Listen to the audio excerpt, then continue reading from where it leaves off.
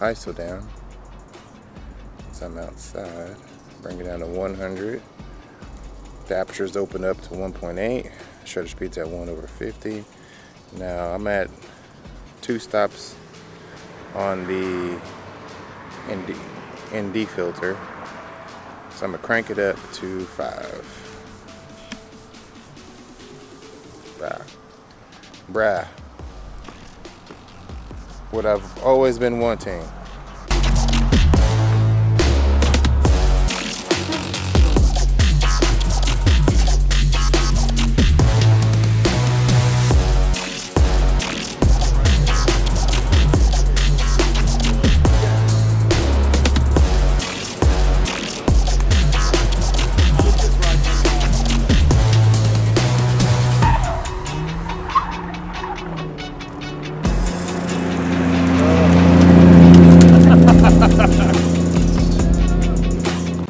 So this is just a test to see how the Shure SM7B sounds plugged in with the cloud lifter on the Canon EOS C70.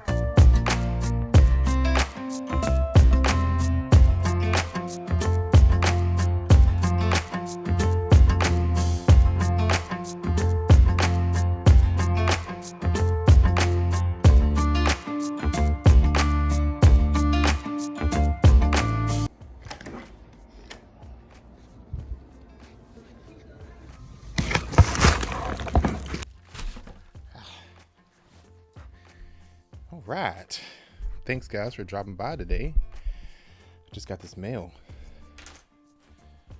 Whew, you know, I feel so legit.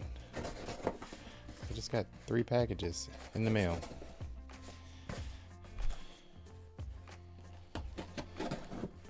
Actually, I already know what these are. Christmas presents that came late.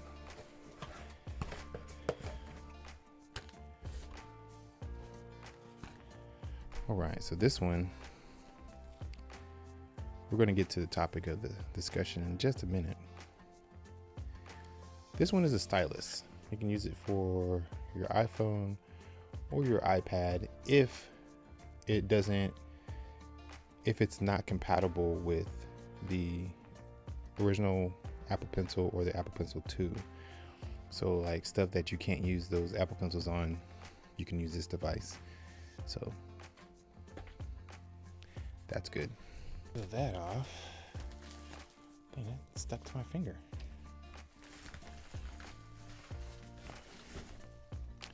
Ooh. Oh yeah, these are the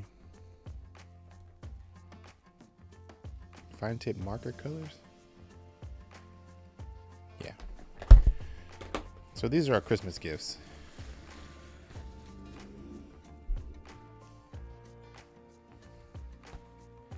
So we have an artist in the family, and that is my daughter. So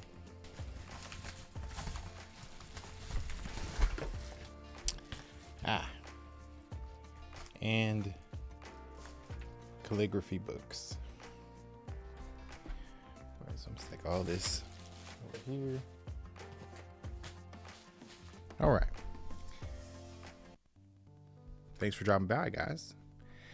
So I know you read the title, so you probably already know what this video is about. And it's about the Canon EOS C70 and just a tiny bit about the Rebel T7i. So the reason I bring up the Rebel T7i is because it's a crop sensor body camera, and it's probably one of the more affordable cameras to buy out of the Canon EOS line of cameras. The T7i isn't a cinema camera, it is a DSLR, but it's more of a beginner budget-friendly DSLR. There is another version of the T7i, and it's just T7. It doesn't have the flip screen, and it doesn't have a mic input, and it doesn't have autofocus. So if you wanted to get autofocus, you wanted to articulate it in screen, and you wanted to be able to plug a mic into it, you need to get the I version of it. But with all that being said, I'm mainly talking about the EOS C70. So the EOS C70 is a Super 35 sensor cinema camera. It, from what I hear, it has the same sensor as a C300 Mark III, I think. If you're somebody that's not only into photography, but you're also into cinematography, the Canon EOS C70 is a really great choice to pick up brand new if you're wanting to get into the RF line of things. So say you have an EOS RP or EOS R and you really liked the video features out of it. Maybe that was one of your first upgrades from a Rebel series camera. Those are full frame though, but the EOS R does have a crop on its 4K, so in essence you would still get the same, pretty much almost the same angle image in 4K out of this one as you do as the R, but the difference is the R has a 1.7 times crop and the Super 35 sensor in this camera is a 1.5, so you're actually going to get a wider angle out of this one than you would the R. Now I'm trying my best not to make this a long video, but I do want to talk about the things I've noticed thus far. And right now I have the 15 to 35 millimeter lens on here, the RF 2.8 lens, and I do have my shutter angle at 180. I have my ISO at 640. I'm filming in 24 frames per second. I have my white balance set to 5000 Kelvin right now. So this is the image you get. I'm not going to grade it or anything. It's just going to be straight out of camera. I'm filming in 420 10-bit. So it's not 422 10-bit. It's not 422 8-bit. It's not 420 8-bit.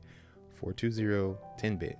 And the reason I'm filming in 420 10-bit because I wanted to be able to get that 10-bit, but I also am only using a V30 SD card, which it's recommended to have at least a V60 SD card on this because of the fast write speeds that this camera has for the higher codecs in the camera. So right now I'm one step above the bottom level of filmmaking in this camera. So I'm at 420 10-bit. I think the next one is 420 8-bit. Right above the 420 10-bit, there's 420 10-bit log, and that's a bit of a stretch. I can still film in it, but it says it may not be able to record in this state. I have a really fast SD card that's V30, so I am still able to get some recording functions and it work properly. But you really do need to shoot for a V90, at least a V60 card at most.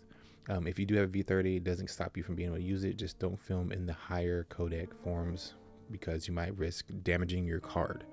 I'm filming in it right now because that's the only card I have, and I didn't have time to pick up a V90 or V60 before Christmas. So within the coming week, I might be able to, and I might be able to test out the higher codecs and give you guys some examples and show you what it's like. For right now, we're just going to record in 4K 24 or 4K 60 and 420 10-bit. But this does pack 2 mini XLR ports, which I am recording into right now. The audio you are hearing is from the Shure SM7B, and I'm using the cloud lifter. I have brought down the volume internally for channel 1, which is what I'm recording into. I brought it down to -12. And I've also zeroed out the dial on the back. So whatever audio you hear right now is strictly my voice going through the Shure SM7B through the cloud lifter with 48 volts of phantom power. On top of that, this camera is packed with some really great features for anybody who's trying to get into cinematography or trying to graduate from using a Rebel series camera to using a proper cinema camera. Now, the reason I keep comparing it to Rebel series or crop sensor is because the Super 35mm is a crop. Like I've said before, it's 1.5. The APS-C Canon cameras are a 1.65 crop, which is just a hair more cropped than what the EOS C70 is. The only difference between these two cameras is the capabilities out of the C70 and having a cinema camera, the dynamic range, and the fact that it uses RF lenses, which are some of the most amazing lenses that they've brought out. So if you're someone who's using like a T3i, T5i, 4i, whatever number T series Rebel I version, if you're using any of those and you love your filmmaking aspects of your camera and you've been getting some good shots, maybe you've gotten really good at it and you're getting on paid shoots with using a Rebel camera, it's possible. People have done it. Don't hate. With that being said, say you have that, but you're so limited because now you have to kit it out. You have to get a monitor on top, and then you have to put a cage around it, and you can add your cinema EF lenses on, but of course they're going to be cropped. And so you got this kitted out Rebel T series camera, and you go the whole 9 yards with it, right? But you're still like, man, I really want a better camera. And you're looking at that R5 and you're looking at the R6, but you're not really in the photos. You take photos sometimes, but you're not really there. This camera right here is perfect for those upgrading from crop sensor DSLRs and mirrorless cameras that want to be into cinematography more than photography. Because if you upgrade to this, you can stick to photos out of your DSLR. It might not be fast as an R6 or an R5, but if you're not really that tight on your photo game and you're not really giving into that side of it, it's not going to matter to you at the end of the day. It's just going to be better for you to have a cinema camera. If you get the C70, it's the form factor of it, it's more pleasing to your hand, being that you're coming from a DSLR, so it's a good upgrade for you to, it's going to be a bit fatter, but it'll be more familiar. So if you do have to hold it a certain type of way, it's going to be familiar hand holding to you, and it'll be easier to get used to. Now, the other functions compared to a Rebel series camera, it's going to be a little bit more of a stretch. You're going to have to get used to hitting buttons to activate the touchscreen. You're going to have to get used to explaining the codecs. Like right now I'm in YCC 420.